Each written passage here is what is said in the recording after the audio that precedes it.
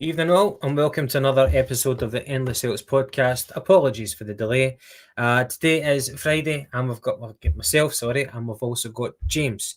James, apart from Celtic, how are you? What's been happening?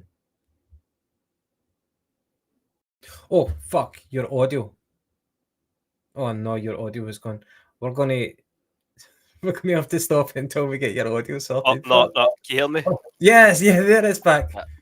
That wee magic mute button, I suppose Jesus it Christ. says in I the was tin. panicking there. I was about that. Stop, cancel the show.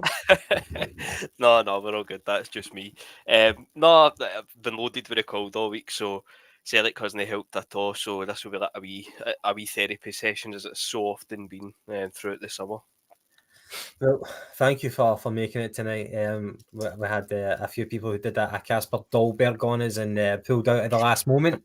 But obviously for Celtic, we've got plenty to talk about, and most of it, in fact, all of it, yeah, pretty much all of it is negative stuff. However, we will try to kind of throw in a few positive features for this evening's podcast to kind of balance things out.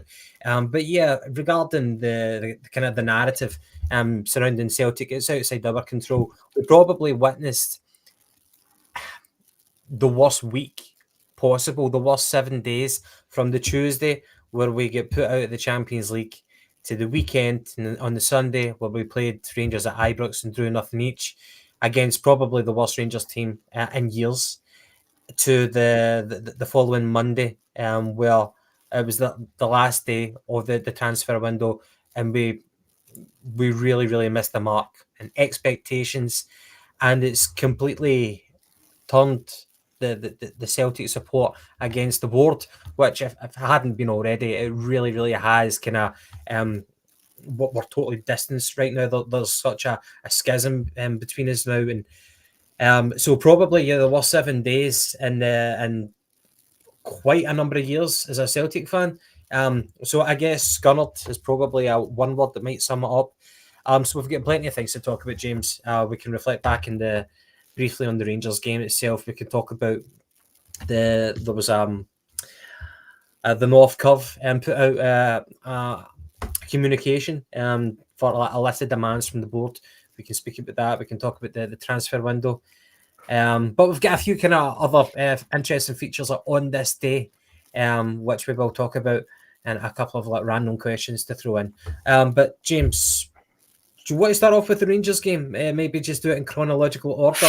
No, really, no. It feels like a lifetime ago. It feels like a lifetime ago, doesn't it? It does, mate. Aye, and kind of honestly, you'd see better games down the park. They've got fit by Stoke. Going into it, I know there was people saying that we'd win comfortably and everything else, and I just didn't. I didn't see where the goals were coming through with the forward line that we had. And don't get me wrong, I know that Rangers are conceding, I think, about 450 shots on average a game now.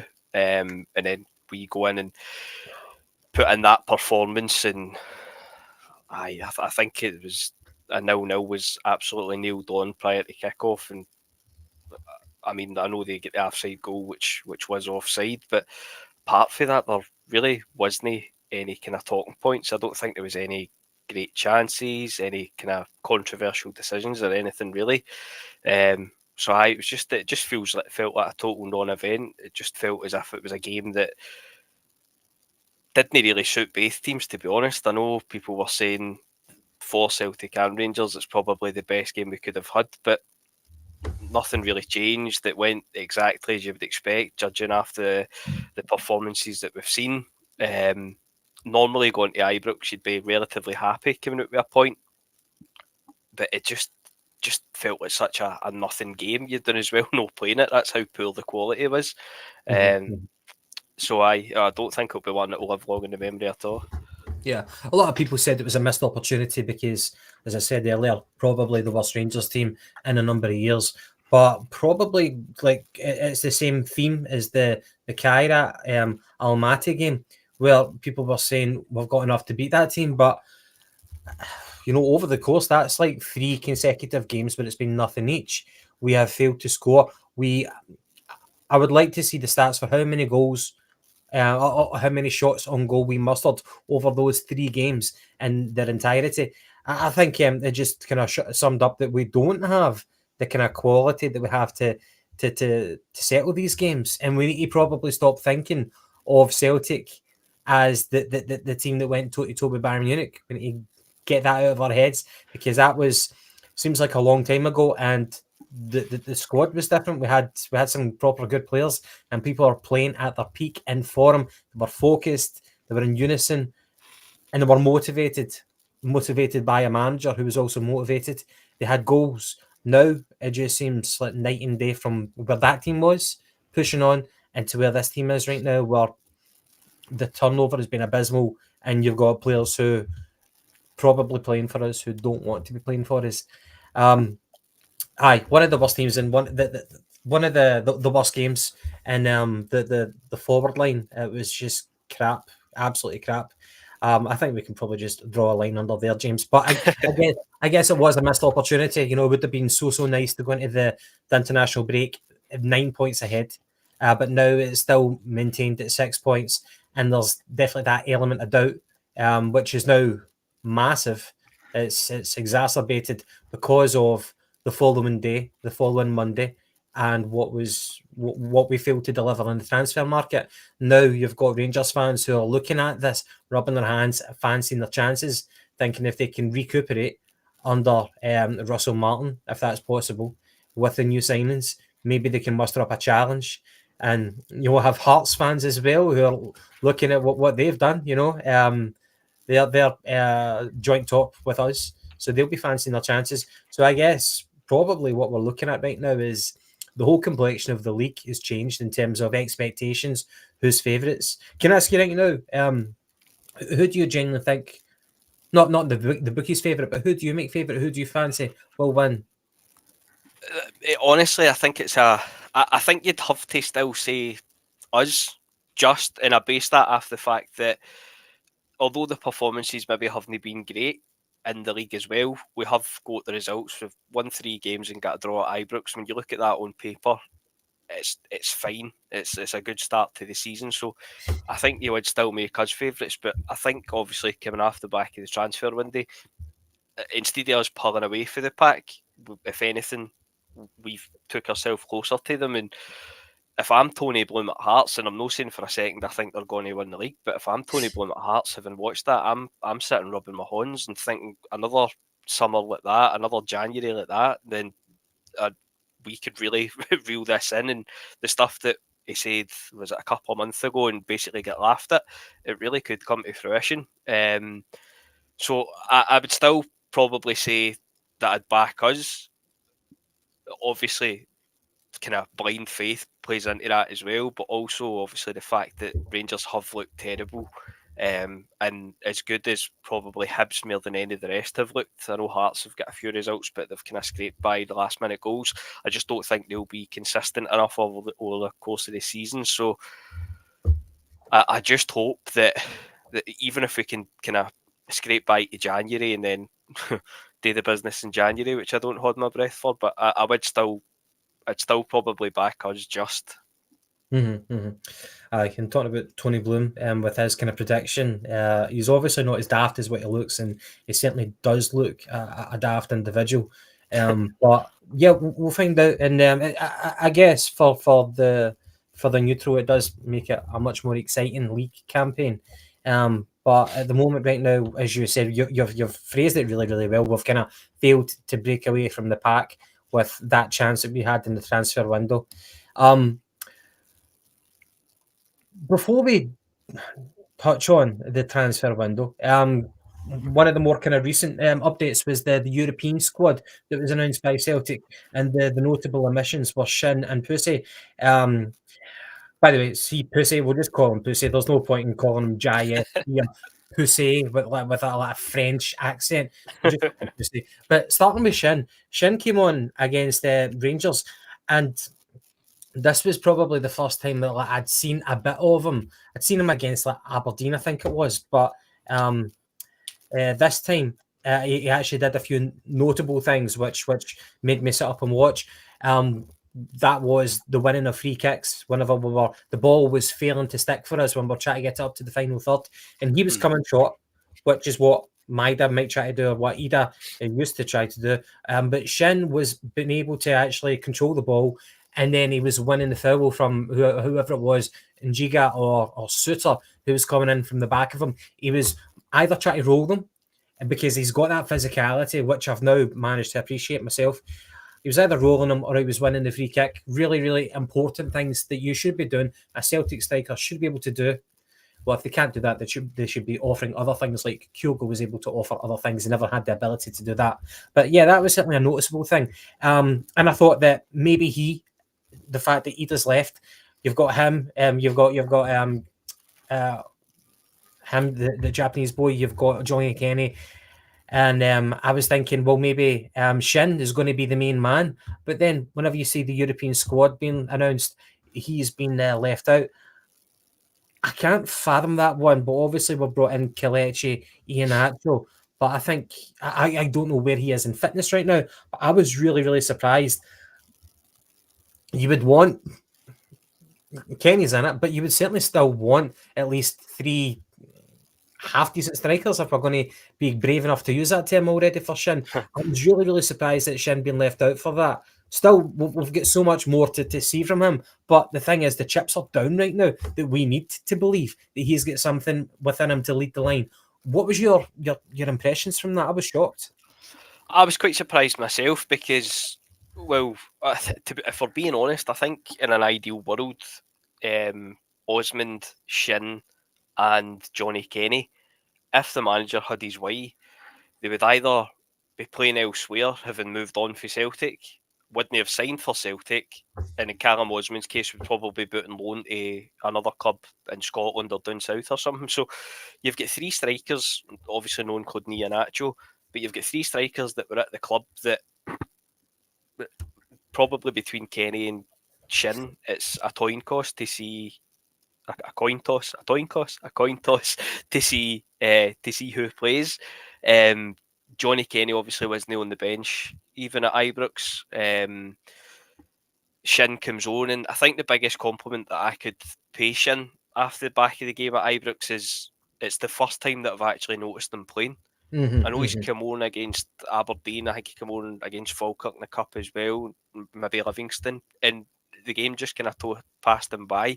Yeah. Maybe made a couple of runs and didn't get picked out and all the rest of it. But when he came on at Ibrox, like you say, he won the free kicks, and it's the daft free kicks that we kept getting away. It felt like every 30 seconds, which just didn't let the game flow.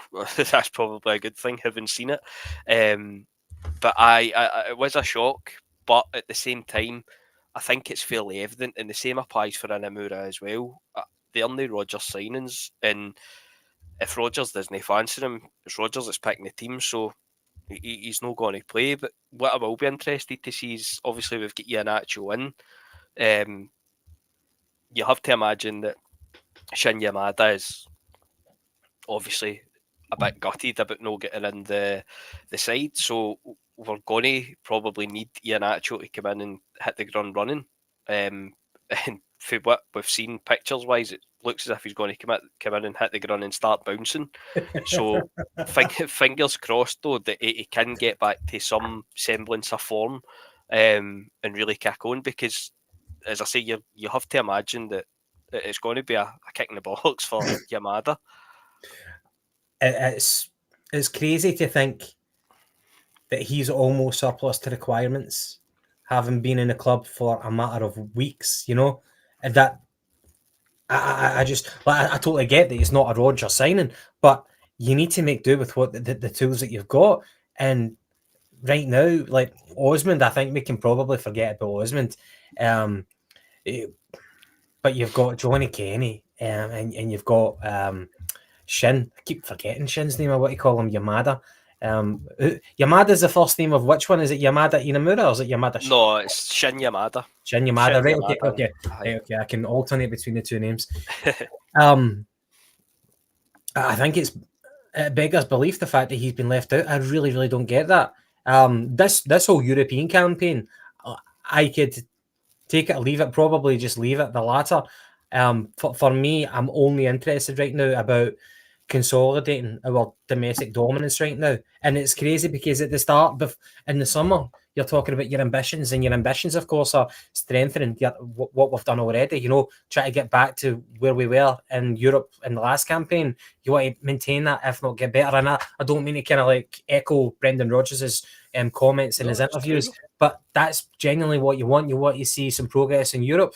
Um, Albeit that draw that we got last season was perhaps a bit fortuitous, but even whatever the draw threw up this time round in the Champions League, you would like to see us do ourselves justice and like kind of bring that fortress parkhead element back to our game. That's what I wanted to see. The domestic dominance of winning the league, double, treble, whatever, as long as we won the league. That was a kind of taking it for granted.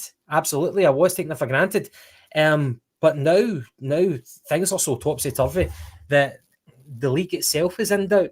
And I guess a lot of people have been saying about, would you rather Rodgers have left? And I think from a matter of principle, it would have been nice to see that. But the way that we are right now with what we've got in terms of the playing squad, I kind of would still like to see Rodgers stay in order to kind of navigate us through until the end of the season. But we've got, I'm probably getting ahead of myself right now because we're talking about the transfer emissions or the European emissions, but we've got a manager who clearly doesn't want to be here anymore. From the way that he's been treated, that's probably made up his mind now. And you've got a board who probably don't want him anymore. From the fact that they've not backed him in transfer market. So we've got this massive conflict right now. And you've got other clubs which would just say, okay, we're going for a change in direction. We'll let you go. We'll pay you off. It's only 1 year's salary. We will pay you off because this isn't going to benefit anyone in the long run. But we're not doing that. We're too tight-fisted. We'll keep him until the end of the season, and then we'll bring in a new manager. And I don't think it's good for anyone right now. It's fucking toxic. But I guess going back to the other omission from the European squad, Pussy. Pussy was the player of the season for the Premier League B. Okay, so he's already featured for Man City a couple of times, but he got the award for the best player in that league. So for him to make the transition to Celtic, you would surely expect that he's going to be getting some games. But he's obviously been out of favour. Dane Murray has taken his place as the one of the four centre backs that are going to be playing. And this guy is kicking his heels. He's now the fifth centre back, and I can't understand. I don't know if maybe Trusty would have been punted, but he got that illness, and maybe that was the reason why Pussy finds himself on the outskirts here. Where do you see Pussy's future right now? Do you think it was just a strange buy, or do you think there is a wee bit of truth in that about Trusty? It's honestly, I think it's pretty much every transfer that we've brought in this summer. It's so difficult to say because we don't know the logistics behind it. We don't know if it's been a Rodgers signing. We don't know if it's been this club signing that we like to speak about now. But as you say, though, you're bringing a guy in for Man City. He's played for Man City. They won the Player of the Year, as you say, in the Premier League Tour, whatever it's called, last year.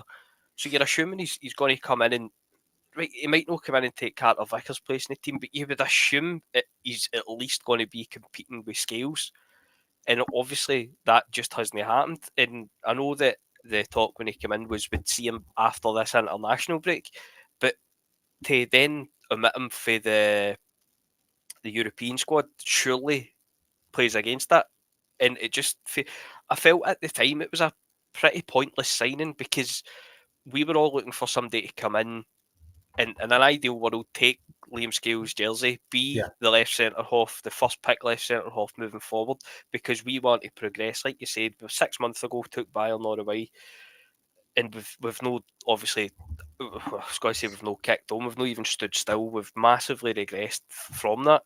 And then you bring this guy in on loan for Man City without an option to buy and make him fifth choice centre back whilst loaning out Stephen Welsh to Motherwell without an option to buy. And I'm like, well, surely we could have just left Stephen Welsh in the squad. And I'm not saying Stephen Welsh is a great player, but as a fifth choice centre back, you're not going to play that many games, if any games.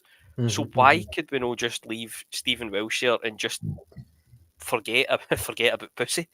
It just nothing about that transfer makes sense. And why would you go out and sign a fifth choice centre back? Surely you're looking for somebody to come in higher up the pecking order, and maybe they've a bit of bad form or whatever, and they naturally fall down the pecking order. But to go out and sign somebody, he's made 2 squads in the Champions League against Kairat, and the only reason he made the squad is because you get a larger bench. He's not made a squad domestically. He's been totally bombed out for the European squad for the Europa League. So it just seems totally daft. And Stephen Welsh, as I say, he's not a great player.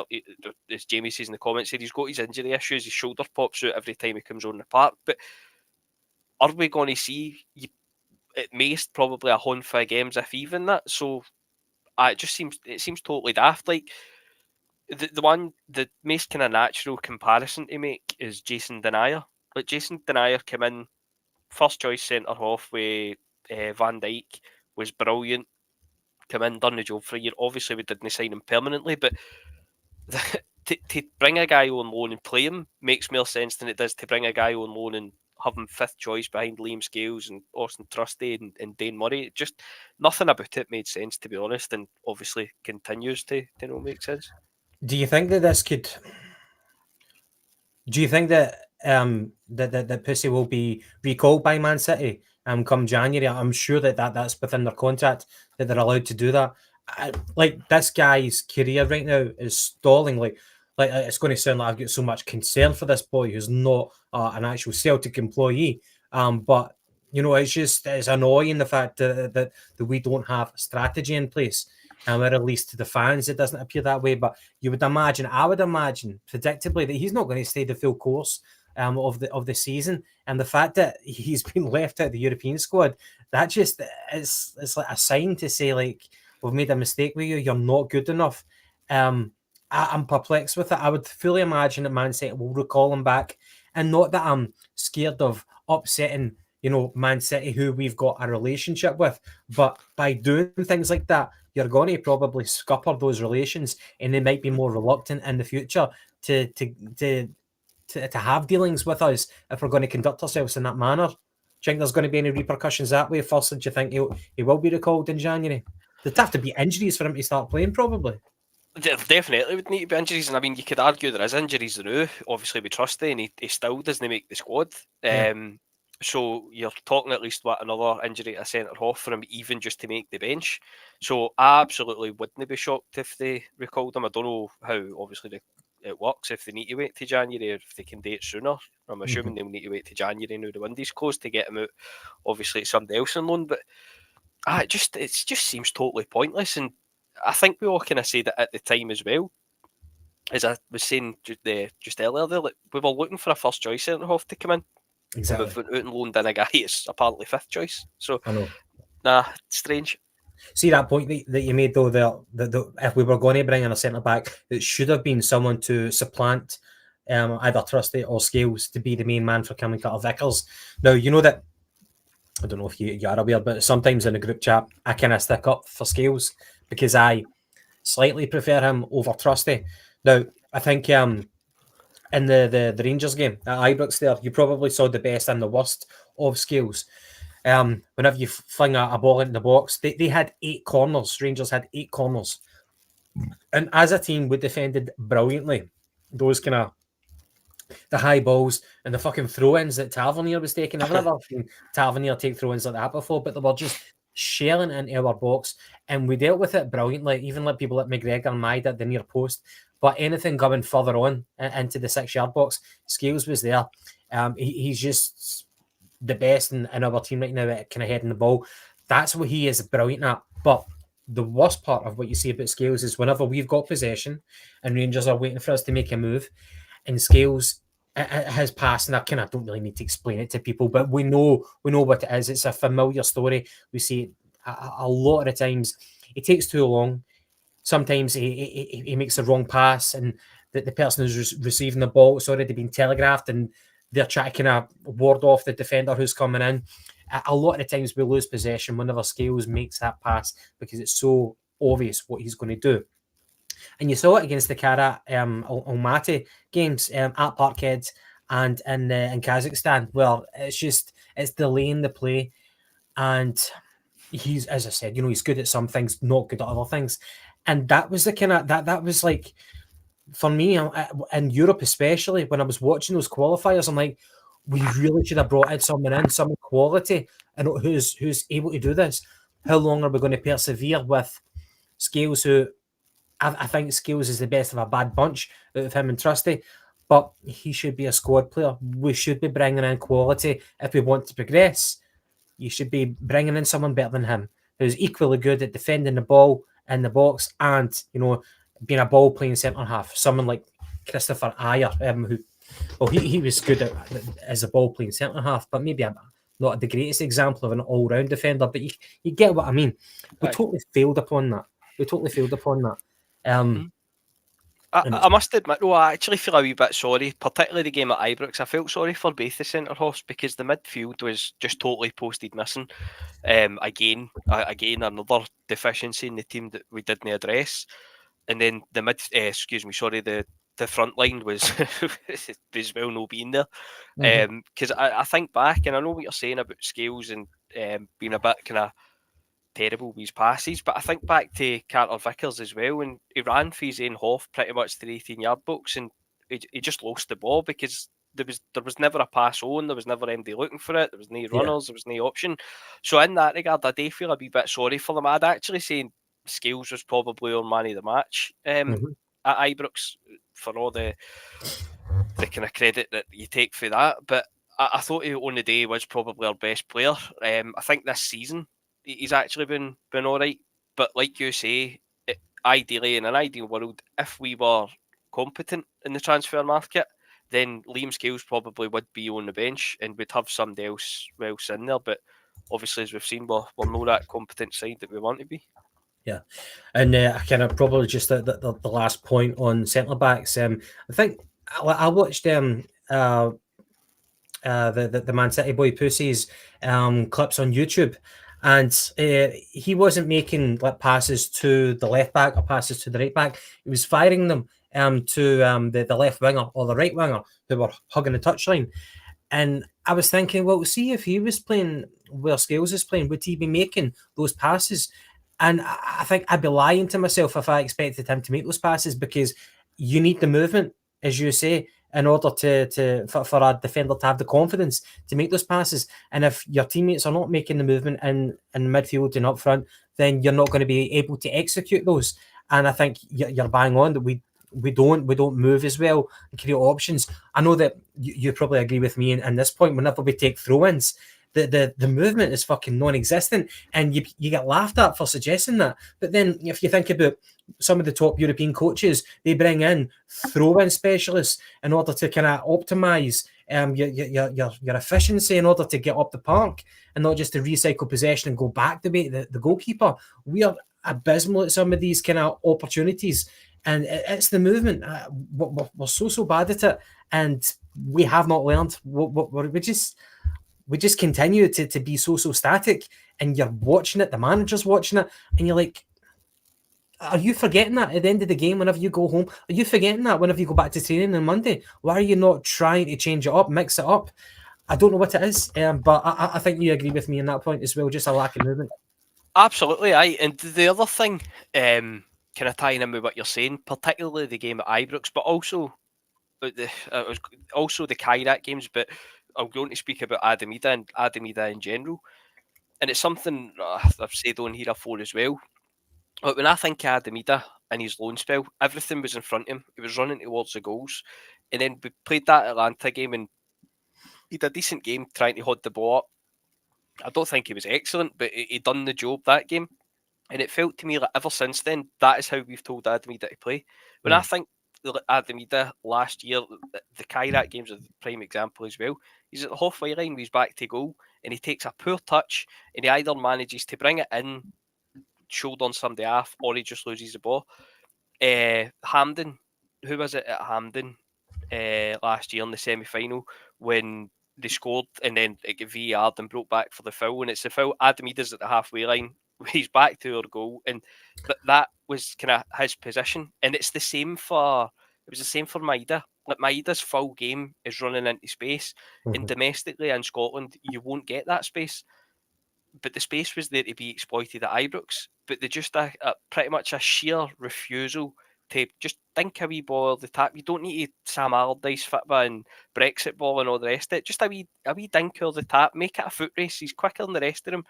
Look, I get that there's no pace in Nygren and there doesn't look to be a lot of pace in Ballyquisha either, but we know that Maida's rapid. We know that he can go on it. He's done it before. So I don't get that. That's something that's on, and I know we'll come on to discuss the manager and things like that, but that's something that's on the manager for me in terms of we seem to want to play with our back to goal centre forward for some reason instead of getting them turned and going in behind. And if you're going to look to play that way, Adam Ida was never that player. I get he's a relatively big guy, but he was never a target man.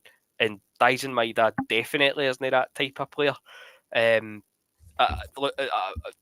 just kind of tie it in with what I was going to say. And the manager came in for loads and loads of stick after Kairat, and I was on here defending him. I said I can't apportion any of the blame to him. Look, that was half an hour or whatever after the game. Obviously, there's a wee bit of blame that you can apportion to him. You should get me out of the squad and all the rest of it. But for me, we've been in this position exactly, well, if not exactly the same, very similar. We've been put out Malmo, Cluj, all the rest of them, Maribor, all the different teams that we should have got by. When you look back at the kind of failures in qualifying for the Champions League, the only one that you would outright say, fair enough, was Tony Mowbray against Arsenal. That's the only time where we've played a better team. The other one that I was that 3-0 on both legs, or was it just 3-0 Highbury back then? I think it was. I want to say it was 2-0 at Parkhead, and then I can't remember the score. It was at the Emirates because it was a game minded Eduardo dived. But that's probably the only game that you can point to and say they're a better team. The whole Champions League qualification and the Champions path and all the rest of it, it's set up for teams like Celtic to get there. I get that we like to say it's a closed shop and everything else, but in terms of the qualifiers, we tend to play teams that we should be beating. The only other one that I'd maybe cut a wee bit of slack for is Midtjylland when Ange came in. It was maybe just came a wee bit too soon into Ange's tenure. But then the flip side of that is you could also state a case that we should have got past them because we did take them pretty close. But my point is, I'm kind of getting off track there, but my point is we've been here before under different managers. As I say, Cluj, Maribor, all the rest of it. And we blame the manager. He should be doing this. He should be getting better. But see if you just take a step back, like in the games, we've had Callum McGregor playing fullback, we've had Owen O'Connell playing centre back, we've had the Anya out and a near Beaton at centre half as well.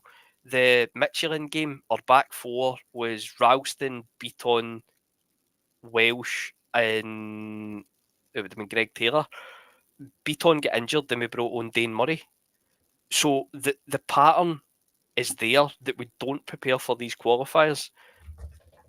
And the only consistent at the club through all the failures is never the manager. The consistent is the board, and we consistently fail to prepare for these qualifiers.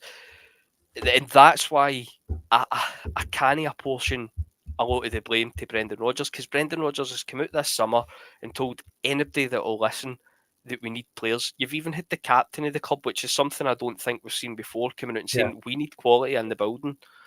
We didn't get it. You had him coming out after Ibrox and saying that Adam Ida won't go unless we get somebody in. 24 hours later, he's away and we don't have anybody in. So the constant failings at the club, it's not the manager. And the same applies to your Mark Lawwell, your Nicky Hammond, Lee Congerton. The failings at the club through all the times, it's no either the glorified chief scouts. I know they get the kind of term head of recruitment, but in my head, they're just chief scouts. The consistent at the club isn't them either, but these are the guys that always seem to get bagged. It's always the manager that gets let go, or more often than not, as we've seen, as I say, the names I've just mentioned, it's these heads of recruitment that seem to get bagged. And we always encounter the same problems, but this time, and I'm way in the woods here, I know, because it wasn't the question asked, but this time it feels as if it's like people have taken a step back and looked at the bigger picture and kind of realised that, myself included, because I'm not going to lie, I was on here screaming for Lowell to go when he was in that head of recruitment role. The surname absolutely probably played a part in it in my head as well. But we've got Paul Tisdale in there now, and I've seen people screaming for him to get let go, and I'm like, well, he's just another kind of sacrificial lamb. And we'll bring somebody else in and we'll do the exact same thing next year, or we'll do it in 2 years, and we'll have the same conversation and he'll go.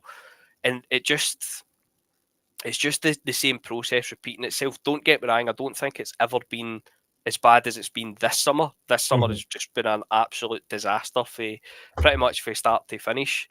But I think to sack Paul Tisdale, I know there's even people looking to sack the manager. I just think that is getting the board too easy and out. Look, could they do things better?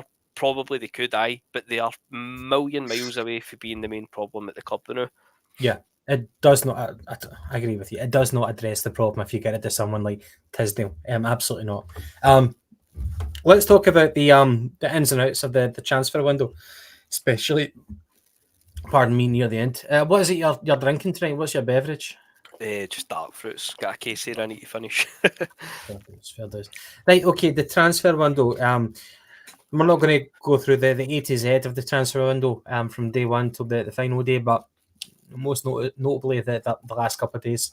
Now, it was early afternoon or late morning today that the news broke about Daisen Maeda, who's on international duty right now with Japan. And he was quite fucking honest with a reporter. And we all suspected that people would be in for Dyson, but we just never were aware of any bids. And I think for me, I just assumed, God, we got lucky and nobody actually really wanted Dyson and we've got away with one. But he's kind of at that period where it's like 2 years left in his contract. So, and we are a selling club. So I guess if the bid came in, it would have made sense to get rid of him. However, losing him and Kuhn would have been a double whammy. And I guess you need to be prepared for that and to be able to react and bring in the bodies.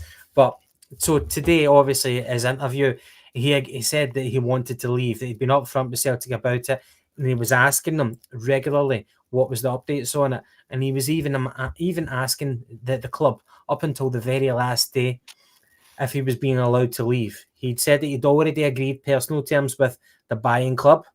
He didn't divulge who it was. Now, I think a lot of people will suspect that Brentford were the club. However, I also read a report today from another person who may or may not have been in the know that it was a Bundesliga club who were after him. So he'd already agreed personal terms. Now, obviously, he's been here for 4 years, 3.5 years, and he would be improving. He's about 27 years old. He'd be moving his family onto a new country, playing in a better league, testing himself against better players, and obviously earning more money. You would imagine he's going to make that move without it being of a financial benefit to him.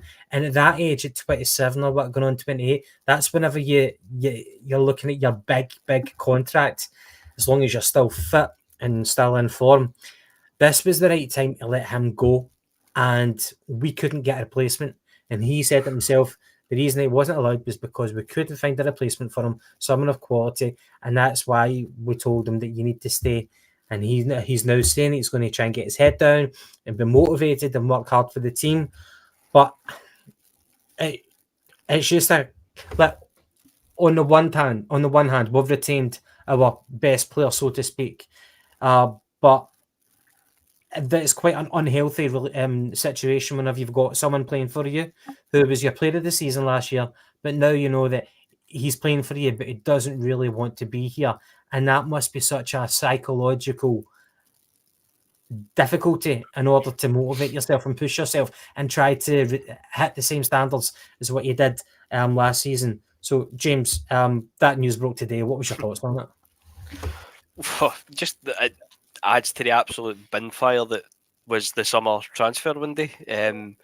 Just when you thought it was over and we had all our anger and all the different farces, then we've got another one to add and tap it. But for me, it just represents a total and utter failure strategy. The whole Celtic transfer model, and I don't think anybody would disagree with it, is to sign cheap and sell high. That is the full thing. That is the full point of Celtic in the transfer market when it comes to selling players. Now you've got a guy in Dyson Maida whose value realistically is probably never going to be higher than it was Agreed. this summer.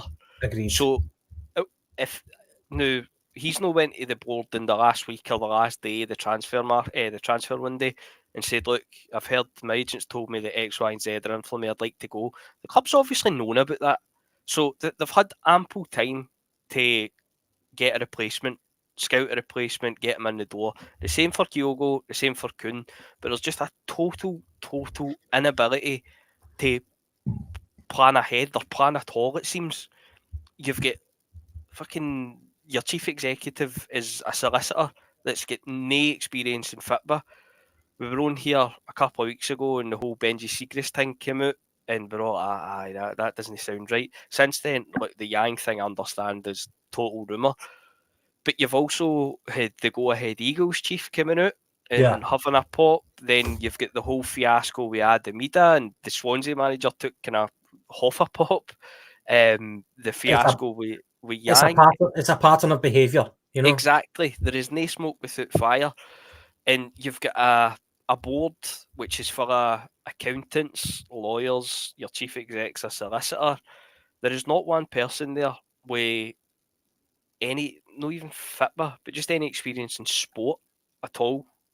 We had Don Mackay for a couple of months who had experience in rugby, but outweigh that, there is not a sausage on that board with any experience working within sport, let alone football.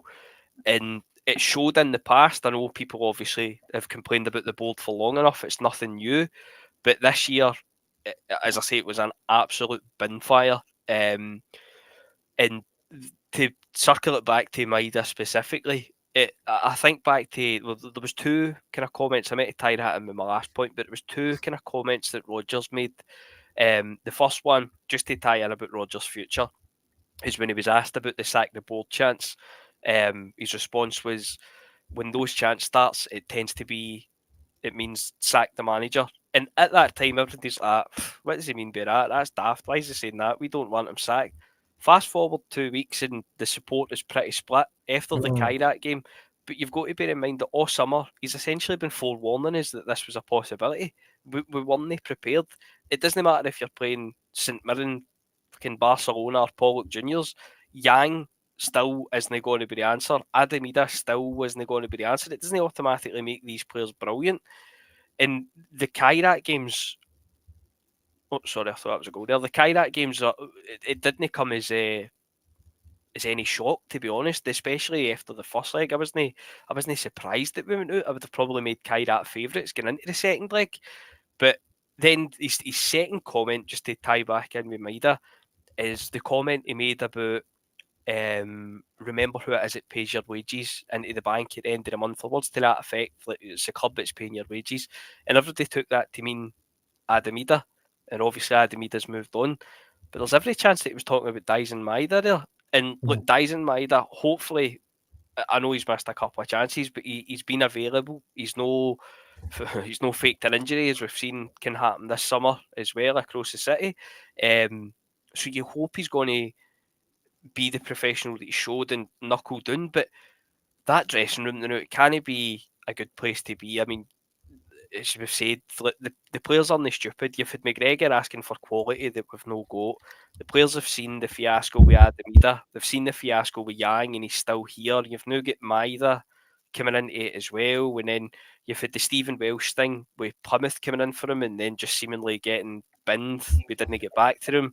And then we've locked Marco Tilio in a cupboard for a fortnight before we let him go to Vienna. So the the dressing room, they're no daft. They've seen what's happened, and it wouldn't surprise me if there's a couple of them sitting there kind of maybe questioning their own futures a wee bit and saying, well, I've had these promises that I can move on in X amount of Yeah. time. And you'd assume Maida, as I say, it's the full transfer strategy is that plan. Bring them in, sell them on for profit. And that has even grind to a halt. And if we'd let Maida go and we hadn't replaced them, absolutely we'd be on here saying it's a disgrace and all the rest of it. We've kept them.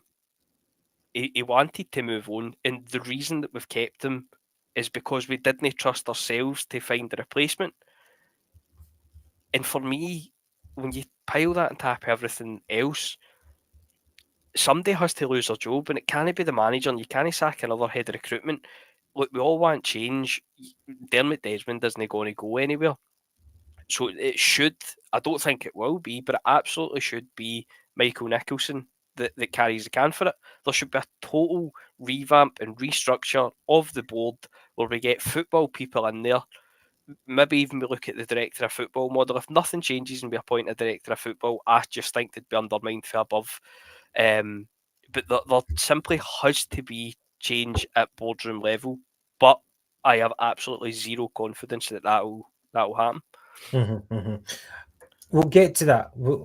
And it's a good question about where you apportion blame, and if you do make that change for the person that you blame, will there be a different strategy in the future? Will things change at Celtic? So it's a good question, and I guess we'll get to it. Um, kind of last question on Dyson before we get to kind of the other incidents, the unsavoury incidents of the transfer window. Um, Obviously, we don't know too much about Balikwisha. We don't know too much about Tenetke. But do you think that Dyson Maida will be the main centre forward? Or do you think the plan is for Kelechi to be that main centre forward? I think through time it will be an actual eye. I think that Maida will maybe be there for the next couple of games while Iheanacho comes up to speed, and maybe you'll see him off the bench for the last half hour or whatever. But I think through time it'll be Iheanacho that takes over the jersey, which is a pretty dire state of affairs to be in, to be honest. Fair enough. Fair enough. Right. Okay. So Adam Ida, as you did touch on, so he wasn't allowed to leave until we replaced him. So that was something said by Brendan Rodgers. I wonder if he regrets saying that because of the way that he's been undermined. But Adam Ida eventually he went down to Swansea, and he completed. He's allowed to go down for medical, but then he was told to come back up north of the border. I thought that, like, why is he coming back up? I thought that maybe like Anthony Dunn had went down and kidnapped him and brought him back up.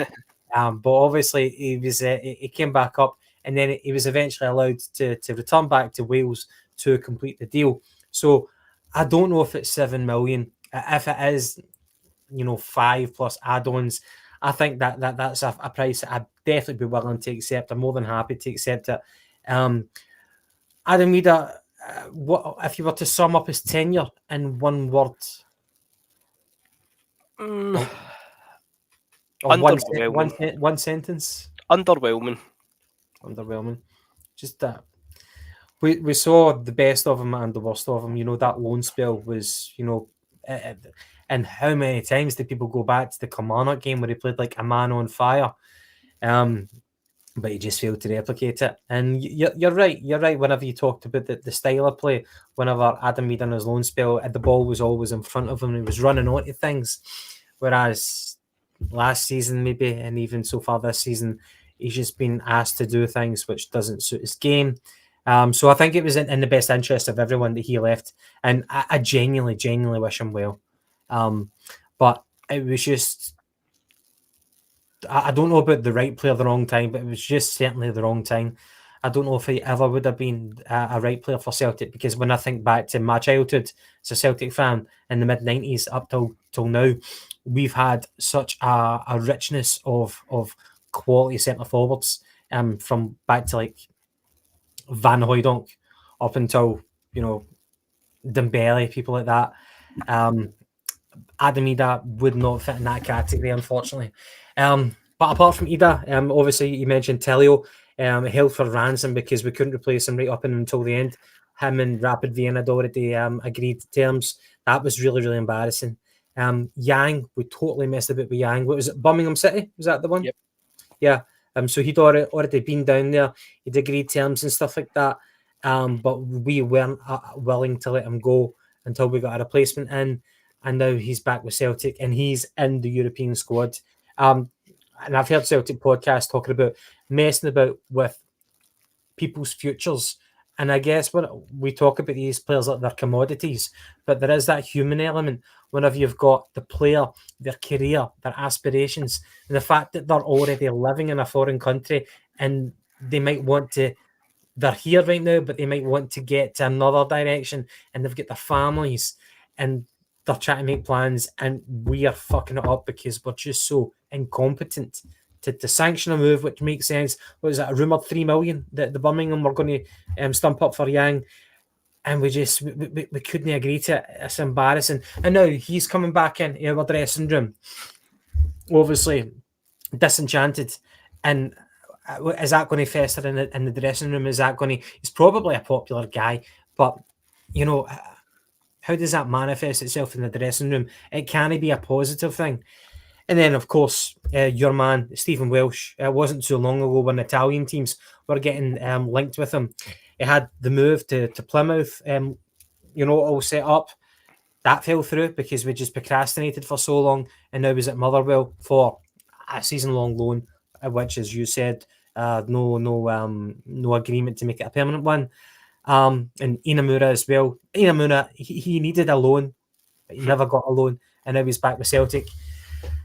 It's fucking omni shambles. It is so bad. Can I ask you one thing? Obviously, you've been a big fan of Majowski whenever he was at Aberdeen, and whenever we were rumoured to make the Ida signing permanent, you really were going for Majowski. You've not kind of wavered from that, even the fact that he had a kind of poor time in Spain. Do you think it'll come back to bite us the fact that we didn't intervene and that he able to secure a move to Ibrox? How regretful are you of that as someone who admires him? I never obviously kind of had the fact that I would have took at Miofsky, as you say, the summer, the January that Ida came in on loan. I've campaigned for him pretty much every day in the chat since then. But I think he's a great player. I think he always gave Cameron Carter-Vickers the hardest game that he faced domestically. I think Scotland's getting a red card here. He always gave the hard Carter-Vickers a hard game domestically. If you're asking me if I'd rather Miofsky or any of our striking options, including Iheanacho, every single day I'm taking Miofsky. If he came in, I'd have probably, in an ideal world, we would have brought in somebody else alongside him. Like if we brought in Dahlberg and Miofsky, I would have been absolutely fine with that. Even if we brought in Miofsky and like a Kieran Bowie or something for Hibs, I could have maybe got on board with that as well. But I do think it will come back to bite us, if I'm being honest, just in the sense that I think Miofsky will go on to be their top goal scorer this year, and I don't think we've got MD in our team the new that is going to match him for goals, in my opinion, unless Iheanacho comes in and can tears it up. But as I say, I just don't see that happening. My thinking, I totally agree with you. I think that Majowski would have been a good fit for us in hindsight. Okay, I wouldn't have been saying that during the transfer window, but where we are right now, yeah, I would bite your hand off for him. I think that our kind of best chances of of getting as much goals as we can from up front is if we kind of think about the Postecoglou brand of football, where as long as you've got a striker who doesn't have to be good, he just has to have decent movement in the box and that kind of striker's instinct. And as long as you're tapping it in from the service from your kind of wide men, then we will function well as a team if we can get a striker who can fit that pattern of play. But as we know, it's now third year under Brendan Rodgers, and we don't play like that anymore. We don't really seem to have the pace anymore in the wings, and we're just so much more slow in the build-up. It's much more deliberate. So we can't surprise teams with banging it down the wing, flashing it in across goal. We're just not that same team anymore, which it's obviously kind of gotten. Scotland, what's the update in Scotland right now? It's nothing each. There was a VAR check for a red card, so I don't know if he's not been sent off anyway, so I don't know if he's maybe gave the red card and been sent out to review it. I just seen him going out to the screen, but still 0-0, 15 minutes to go, and it's 11 Yeah, versus 11. this will tell you how much I know. Is it Denmark or the other team that we're playing? Denmark, Kasper Schmeichel. Oh, aye, still 0-0. Aye, Is Denmark, Kasper Schmeichel in goals. Dolberg's playing, aye. Isn't he? Right, okay. Well, I guess the kind of the last thing about the transfer window, Dolberg. Look, obviously Ajax came in and there was rumours that Dolberg didn't want. He wasn't too keen in Glasgow and or Celtic. But from what I heard today, I read that we put in a bid of about 4.5 million for Dolberg. And if we were up front with a strong bid right at the start, then we could have actually secured the signature. That might be wishful thinking, that might be hearsay. Where do you stand on that one? That we had a proper good chance of getting him. Well, I wouldn't be surprised to hear that we've lowballed the team with it. Yeah. Look, Kasper Dolberg, if Celtic wanted him, really wanted him, Kasper Dolberg would be a Celtic player now. We knew the asking price, we didn't meet it, and then by the time that we were looking to get back to it, Ajax had come in because basically Chelsea caused it all, didn't they? They caused Liam Delap's injury. That caused a chain of events. It meant Ajax needed a striker. He's been to Ajax, and it means he's really moving his family basically back across the border for Belgium, and then it's all easier for him. That's where his heart.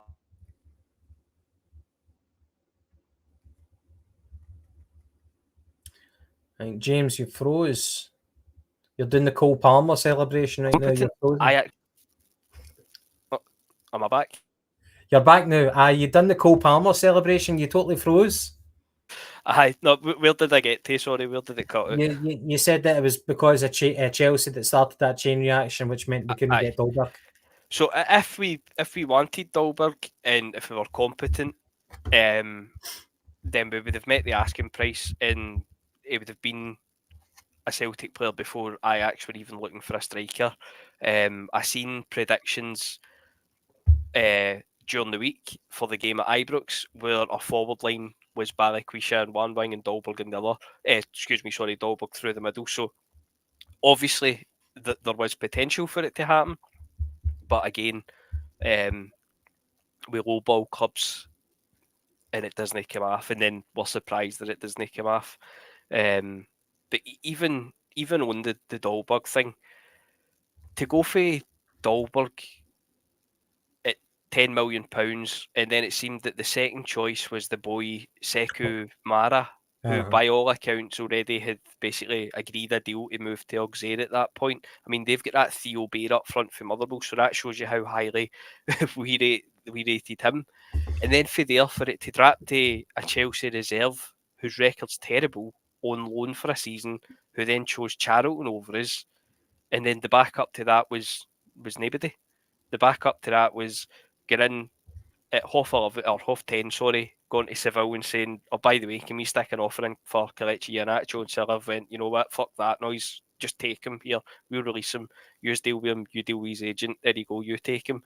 And it's not how any football team should work. It's just a genuine disgrace, a total failure.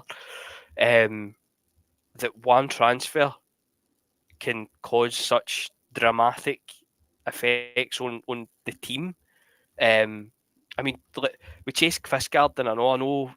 But to be fair, I know people don't like talking about Quistgarden, but we chased Quistgarden for every bit as long as we chased Balikwisha. So there's no smoke without fire. There must have been an interest there. Yeah. But that went elsewhere. And then it felt as if there was kind of loose links to the guy for Cluj and the guy Strelec for Bratislava that ended up going to Middlesbrough. And Jacob Broom.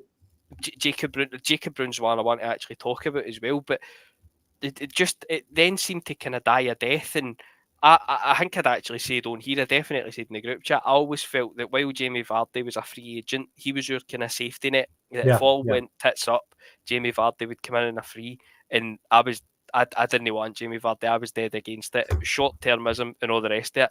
I would take your horn off for Jamie Vardy to be at Celtic right now. That's how bad the transfer window's been. But sorry, Gav, you guys say something there? But you're right about him being the safety net, because otherwise Brendan Rodgers would have kiboshed it whenever he was asked about it in the press conference. But Aye, true.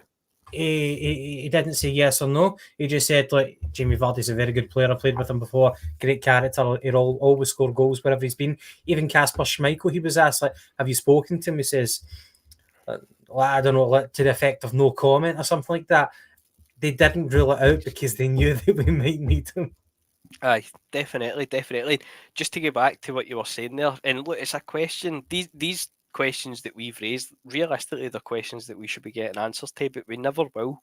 But you mentioned him earlier. There was Jacob Broom. Yeah. I would love to know the reasoning. Obviously, we went in for Jacob Broom. He was valued, but was it roughly between £5.5 million, I think? And we went in with a bid of, was it 2 or 2.5? Get told the asking price, and then fucking added a lucky dip or something, wanted the £2.5 million and offered that. But then we went to Tenecti, and we went in with a bid of £2.5 million. They said they wanted 5. We said no. We then went back in with a second offer, and Hammerby said, look, he's no for sale at any price. And then we went in on deadline day with an offer of 5 million, which is then increased up to 5.2. You assume it's 200 grand because we left it so late in the window. And we signed him for £5.2 million. Clearly not the first choice. Clearly Jacob Broom was the first choice. So why did we spend 5.2 million on the second choice when we could have had a first choice for £5 million? Yeah. Nothing makes sense. And that's something that I think we should get a direct answer to, because I know that in football, when you talk about specific players, it's not even the manager's job to answer it. It's the chief executive or Dermot Desmond or somebody on the board that was directly involved with the transfer dealings. But it's all going to fall on Brendan Rodgers. But you know that they come out and they'll say, don't like to speak about individuals and all the rest of it. But it's public knowledge. I mean, we've all seen the Go Ahead Eagles director's comments. So let's just have the truth. Let's not have this cloak and dagger stuff. Tell us the answer. Why have we rejected that for the first choice, and then went out and paid basically 200 grand more for a guy that was quite evidently second choice, if even second, if there was nobody in between? So again, something we'll never get an answer to that we should. And to add insult to injury, that guy's comments, the director of Royal Antwerp, he said that was it Royal Antwerp? Is that the team? Yeah. Ballyquisha? No. Sorry, Jacob Broom. Jacob Broom, Go Ahead Eagles. Go Ahead Eagles. Aye, the director for that club, he even said that Jacob Broom is quite disappointed. The young guy is quite disappointed that he never got his move, but he'll get his head down and he'll deliver for the club this season.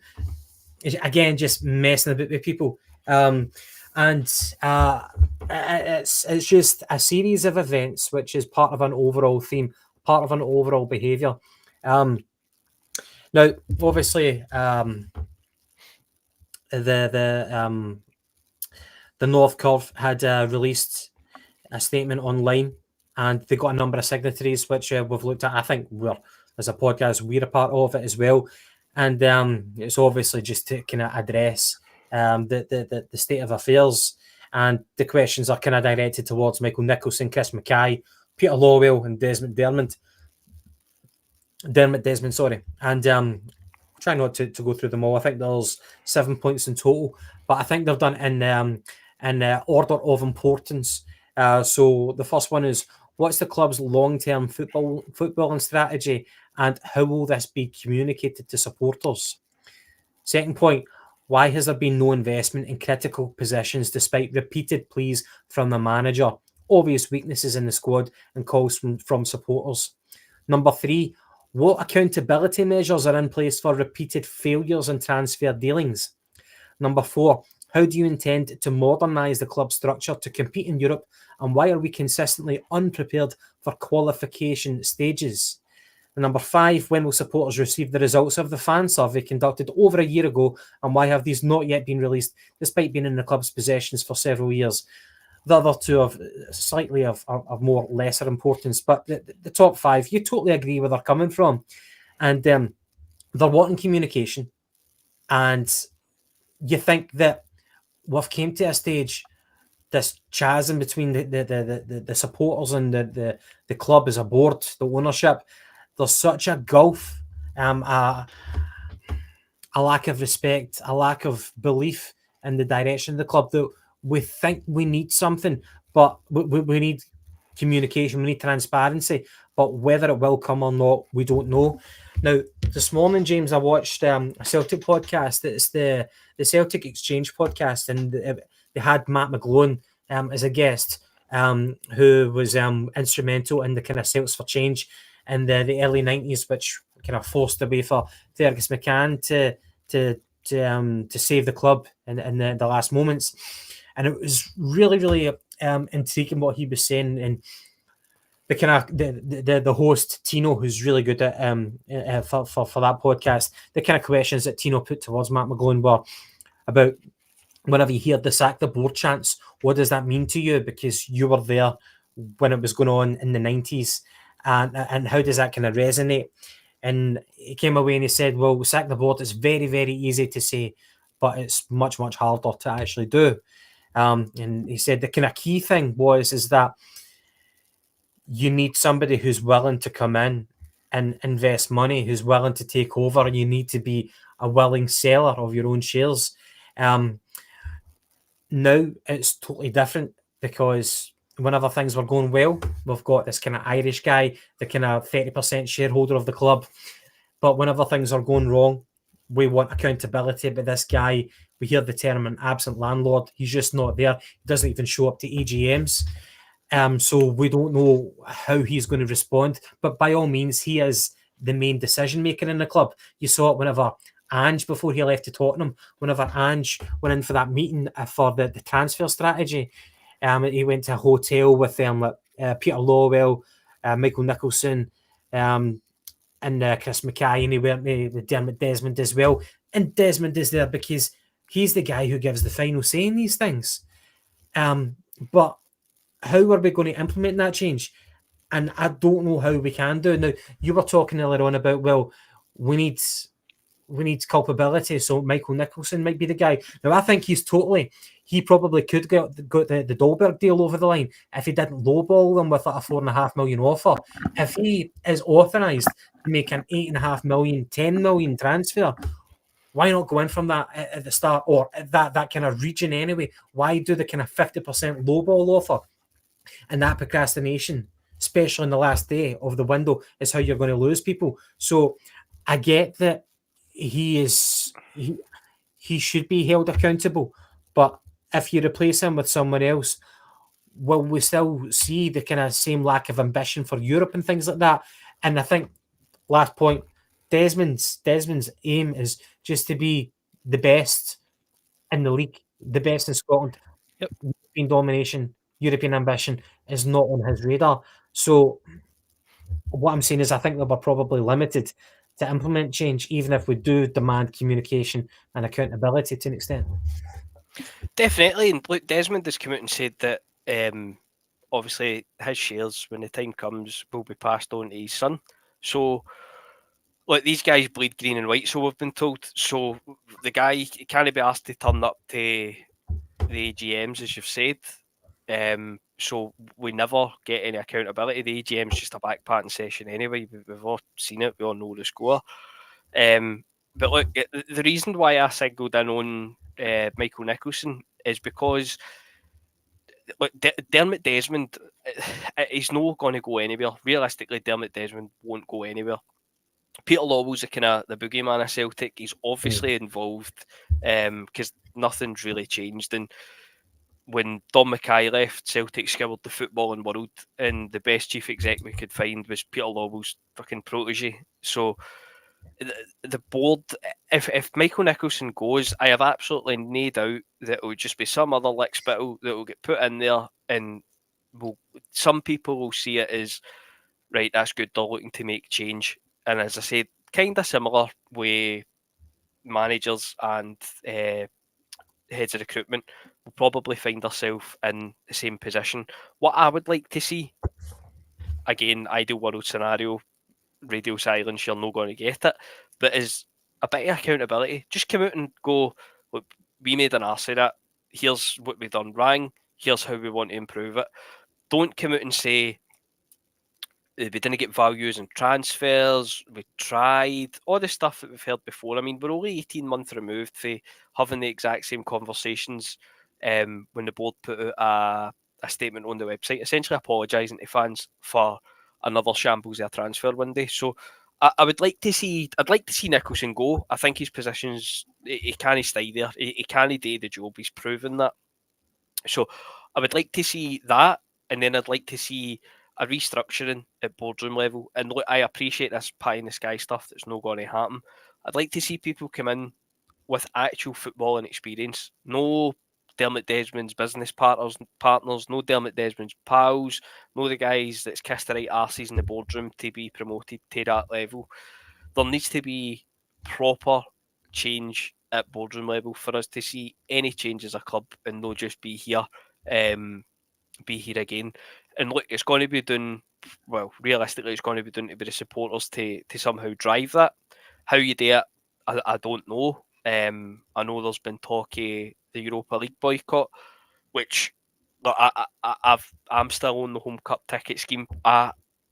For me, with the boycott, I get it, and I totally appreciate the sentiments there. And for me, the ideal opportunity for Celtic fans to boycott a game, and the chat was there. There was people said to do it. There's people that done it. Was the Newcastle friendly?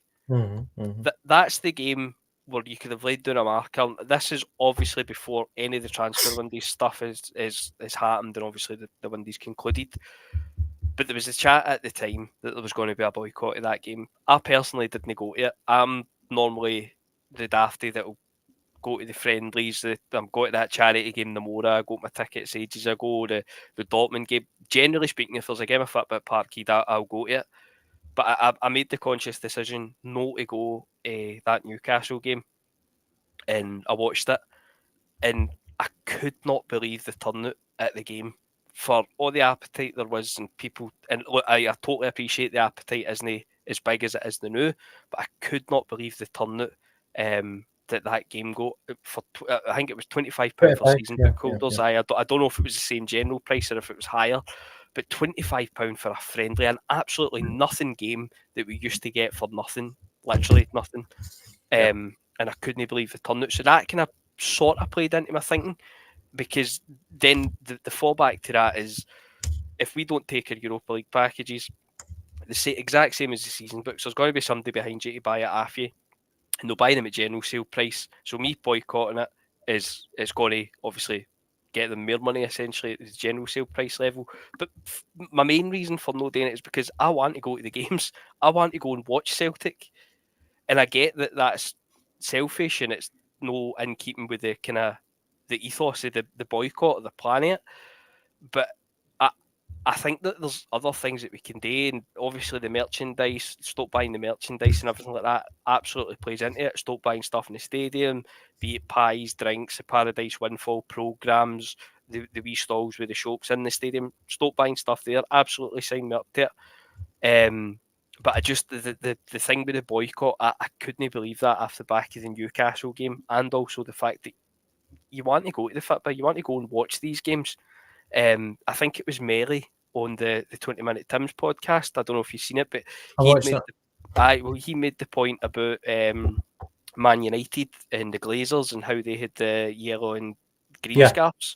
It's sort of again a black and green scarf. Yeah. I think that's a great idea. It's just like a visual representation, because the other thing with this there you go, I sat your board.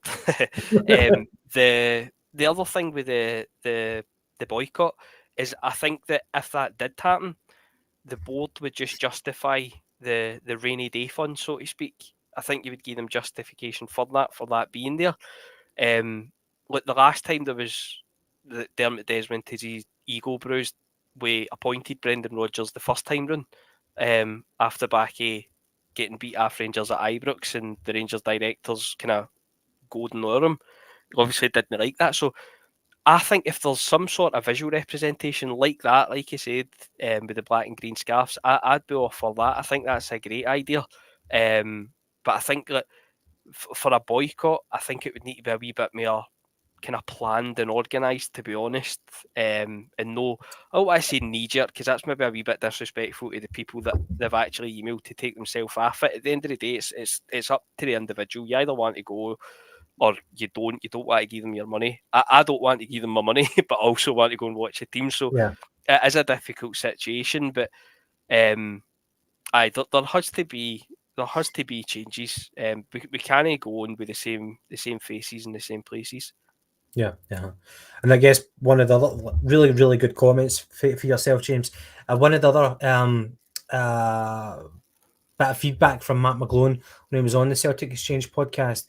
He said that if you do want to affect change as a fan group, then you need someone to stand up, an individual, a face, not an anonymous face, and they have to, be able to kind of command a certain respect from the fans, um, in order to kind of gain favour, uh, and people might rally around that, but you're not going to get some idiot in a balaclava who's going to be able to kind of galvanise the Celtic support.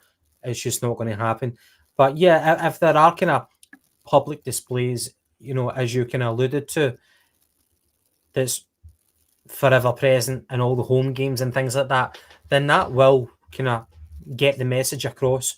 Whether it kind of provokes any change, we do not know. But I don't think it's a bad idea at all. I think it's a good idea, but there's probably just a lack of people who are maybe a body want to stand up and be that face. No, definitely. I agree. I agree absolutely with what you're saying.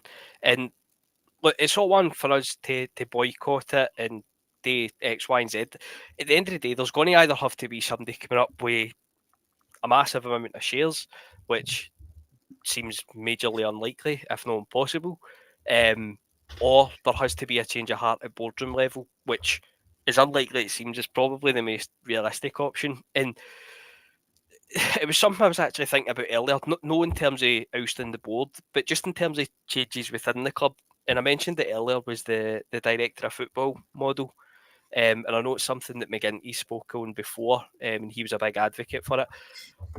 If I'm being totally honest, I've always maintained that I think they would just be a kind of puppet. I think they would just still be operated from above.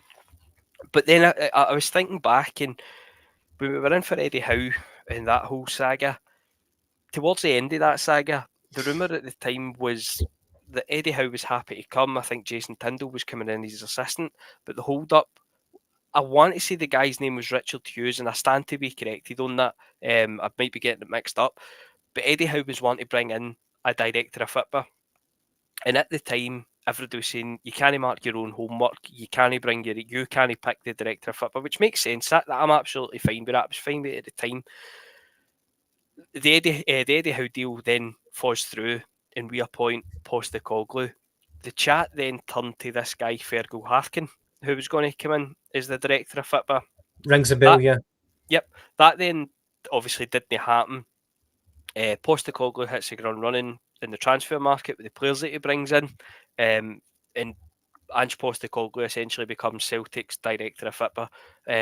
He knows these players for Japan, Kyogo, then Maida came in obviously in the January, and guys like Hitati. These are guys come in, hit the ground running, and it just totally get forgotten about. The director of football thing, there was never anything for the club to say, we were looking down this avenue, but we're not going to chase it, we're not going to go for it. There was nothing. There was clearly, as I said, I've got Richard Hughes in my head, I stand to be corrected, it could have been somebody else, but the chat was he was coming in with Howe, and then it was Fergal Harkin was coming in to work with Postecoglou. None of them happened, and it just got totally binned, and it's been binned ever since. I think we purposely appoint guys like Mark Lobel, like Paul Tisdale, like Nicky Hammond, like Lee Congerton. As a I think patsy. exactly that's the human shield for the board. That's the guy that will carry the can when it inevitably goes tits up. The same as the manager, and as I said earlier, that's why I couldn't really go in too fitted in the manager after the Kairat games. But this time it feels like as I say, like, everybody's took a step back and looked at it and said, no, hang on a minute, because this is now the fourth head of recruitment that we've went through in a shorter period of time. Umpteen failings in the Champions League where we've failed to prepare. So there now is more a concerted kind of view, an effort to get change at boardroom level. And I think if they come out and they sack Paul Tisdale and they point somebody else, I don't deny that there'll be some people that will say, look, this is what he was asking for. He's asked for changes, I've got it. But I feel as if the majority of the fan base would say, no, there needs to be root and branch changes at boardroom level. I don't think I've ever seen the support so united against the board. You've always had your happy clappers, so to speak. I know we have a laugh and a joke with it, but they've always been there. But this time, it feels like there is genuine interest in properly going about getting a change. And the board, or the club as a whole, can only ignore it for so long before they're going to need to say something. They're going to need to break cover. I mean, I know you referenced that list. I don't think we were on the letter just yet. I think everybody missed the email to say email until we actually seen the updated list. So I think if there is another updated list comes out, I think we'll be on it then. But I mean, that letter, you're talking about tens, if not hundreds of thousands of people on that. So surely that can't be ignored. And as you say, just as you were running through it, the questions on it are perfectly acceptable. I've just kind of put it in bullet points. The first one was strategy. The Dyson Maida transfer shows you that if the strategy is the same as it's always been, then the strategy is clearly failing. Investment. We've got £100,000. We've got £100 million. We've got £100 million in the bank, and we've got Tony Ralston playing at left back. This forward line's terrible. Accountability. It's going to be Paul Tisdale. I wouldn't be surprised if Paul Tisdale gets a bullet. Modernising the clubs, that's the biggest one. That's where the change has to be. There's nothing. I mean, there was.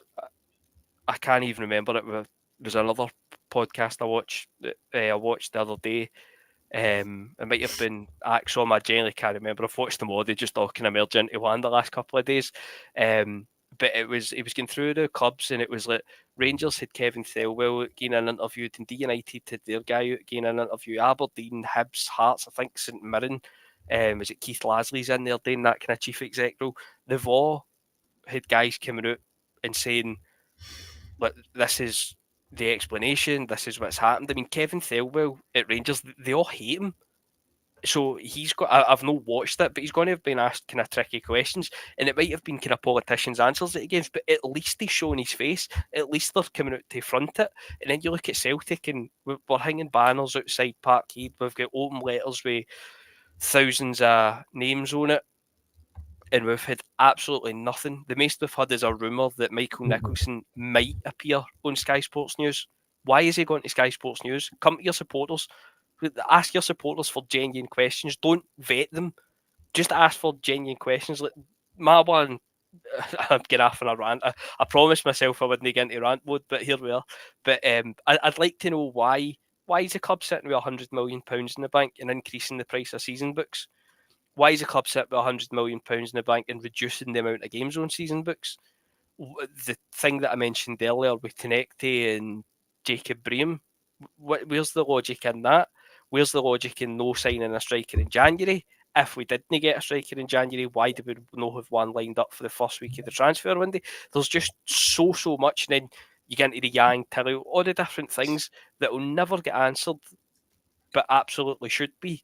But they're going to need somebody to come out and put their head above the parapet and just take what's coming, because we know it just simply can't go on like this.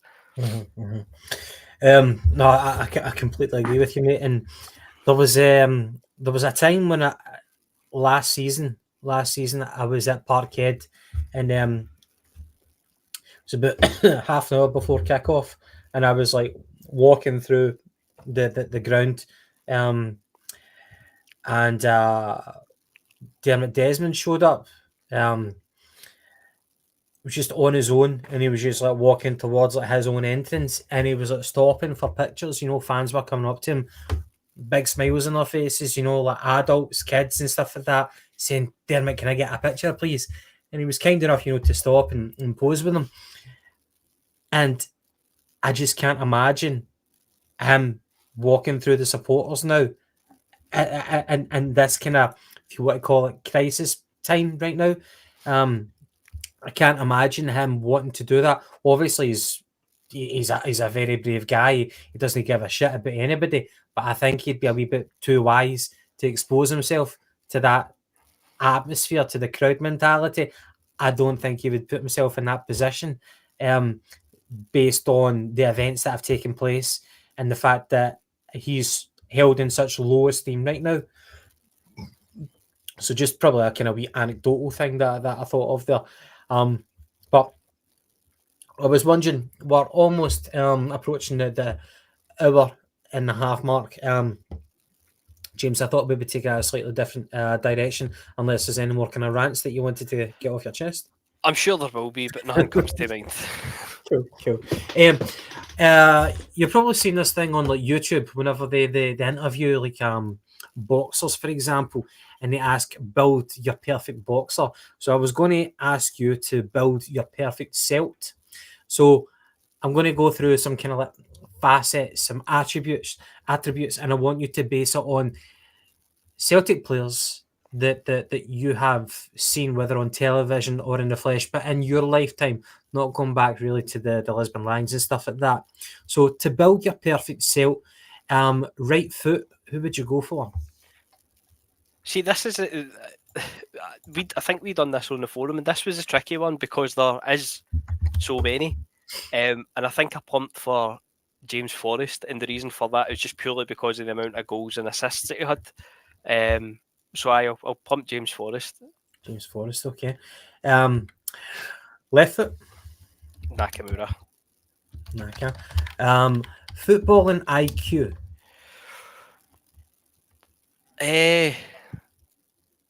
I'd probably have to say Lubo. Okay. Maybe a wee bit of Tom Logic in there and all, but Lubo. Speed? Didier Agat. I don't know why I'm writing this down, James. Maybe just to compare it to... Those are right answers. Compare it to the next people that ask on the pod.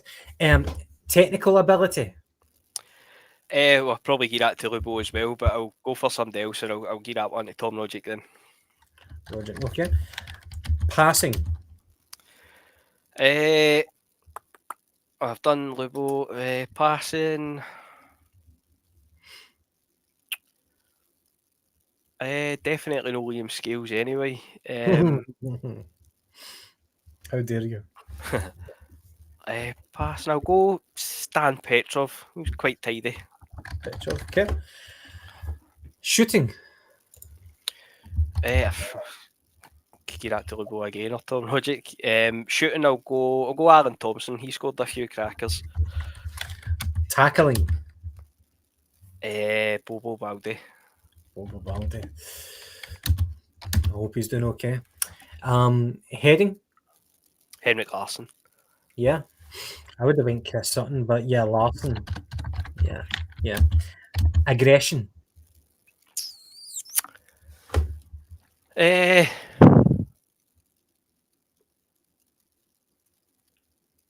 trying not to say the same players. I'm trying to pick somebody different for everyone. So I'll go Scott Brown.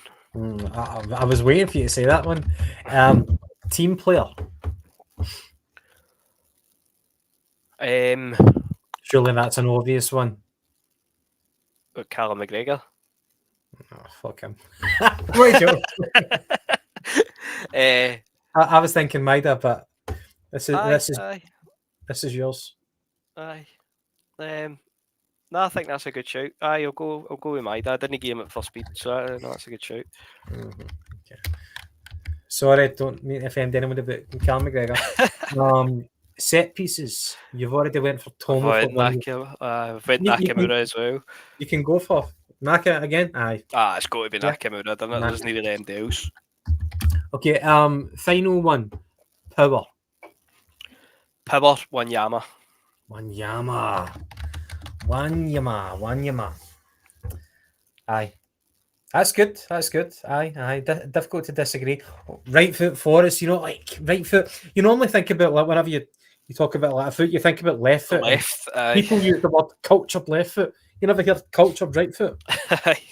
No, I know, because I can't. It might have even been on here. I can't mind that we done this. And one of the things was right foot, and I think we were all pretty stumped. But I just went for this just based on the amount of goals and assists, and I can't remember him scoring many headers or many of his left foot. So Good answers.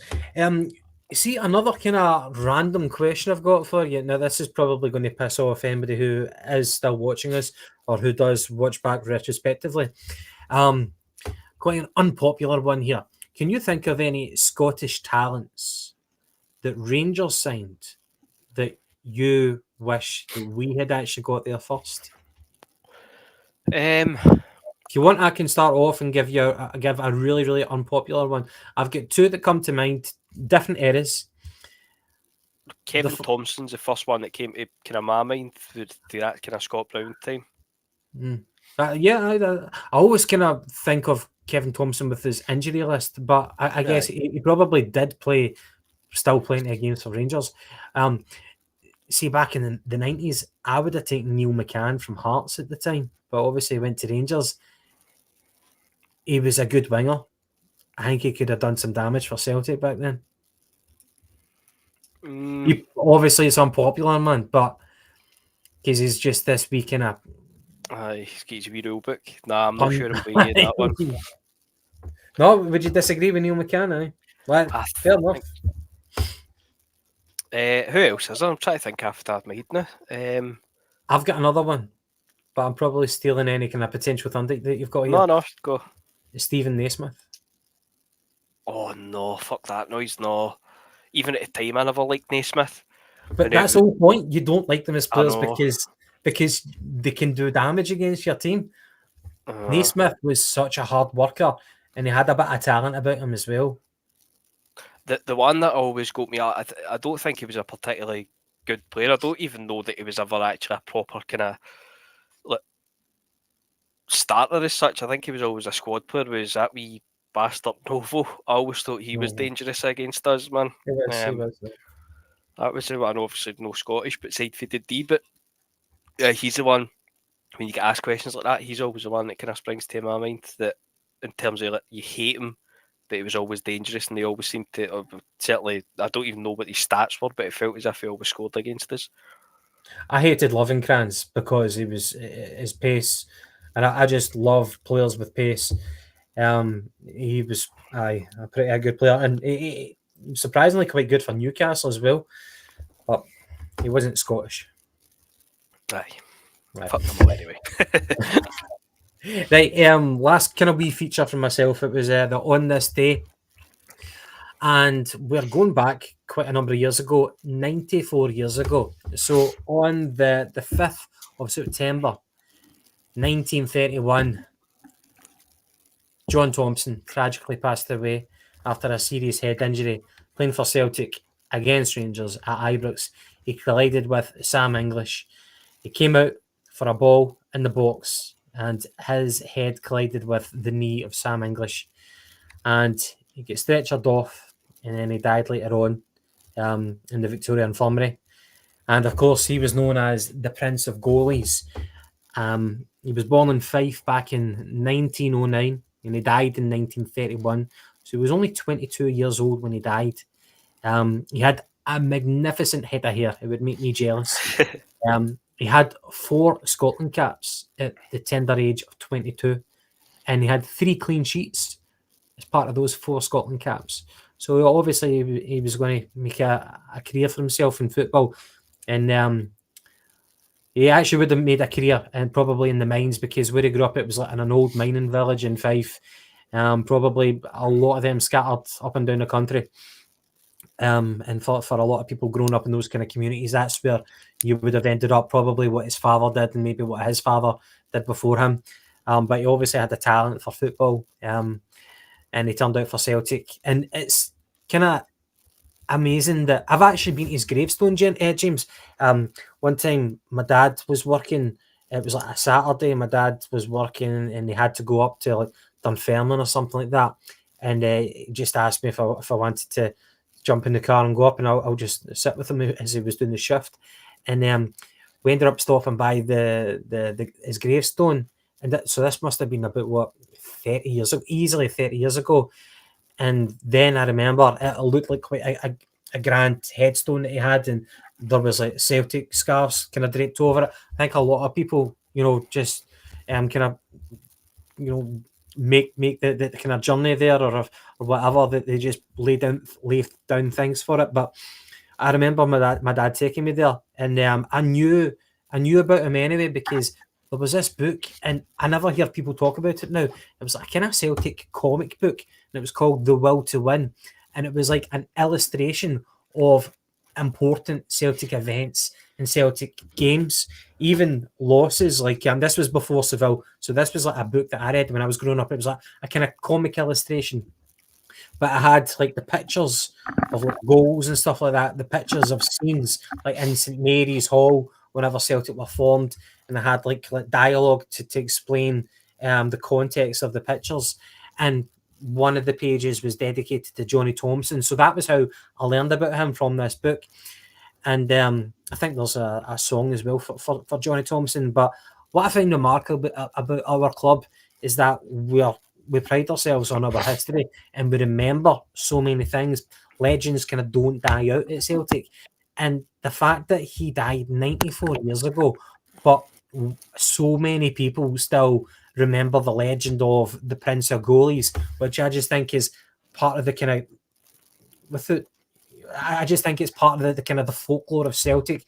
And it's just one of the kind of the magical ingredients of being a Celtic fan, that there's certain things which will never die out. People will always talk about it, tell their children, they'll write about it, and the books and songs will live on and on.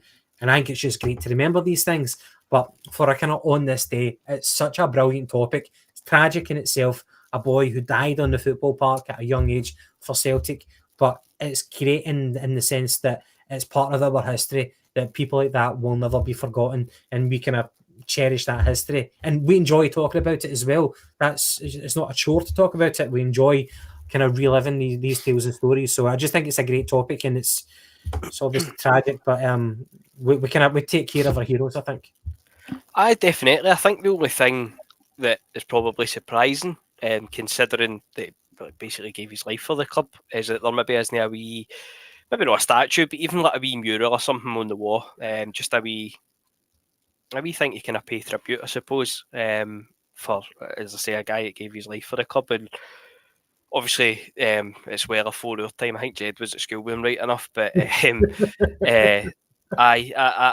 you'd like to see maybe something on the wall outside Parkhead, for him. I was at Hampden. I took the way into the Hampden Museum. It was either started this year or last summer, and they had a display for him, and obviously reading about it and explaining it to the way, and obviously a wee bit young for it, but it was interesting. And as you say, I think Liam McGrandles has got the best version of the song. I think that's really good. I'll stick that one from time to time. But as I say, just I think it'd be nice if we maybe got something outside Parkhead on one of the walls. Mm-hmm. That's true. It's kind of crazy that we're 93 years on, and 94 years on, and that's still not been done. Bang on, mate, bang on. James, so that's us, an hour and 40 minutes in. I think we'll probably wrap it up for today. But look, thanks very much for powering through. I know that you've got the cold, and you look as if you're trying to stifle a few yawns right now. But No. You've been brilliant, and thank you for carrying me tonight, especially with all the negativity that's happened for a Celtic fan over the past couple of weeks now. But we've got the Celtic break, the international break. Probably came at a good moment, and hopefully people like Kieran Tierney can come back with a wee bit more fitness. I think it's only just that he pulled out that squad, but I don't even know what kind of state he'll be like whenever we do resume domestic duties again for Celtic. But we'll wait to find out. We've covered a fair bit. Any final kind of comments from yourself before we wrap up tonight? Sack the bolt. Sack the bolt. Fuck Callum McGregor. I'm only joking. Nah. Right, anyway, we'll wrap up and hopefully we'll be back for another podcast episode next Friday. So, from James and I, and to the viewers, McGinty, join us for the last couple of seconds, why don't you? Come on. No, to the Jamie Brown and Al, who were the only two contributors for tonight. Thank you so much. There was actually a joke earlier on that James Brown put in. I think I've lost it. But no, it's probably just sums up for tonight, doesn't it? Fuck, where is that joke? No, I've lost it now. Oh, here it is. Rangers fans think denial is in Egypt. Obviously, the River Nile, yes. Anyway, right, okay. I shouldn't have fucking waited for that joke. Right. Good night, God bless. James, thanks again. Okay, we'll see you later. Bye-bye.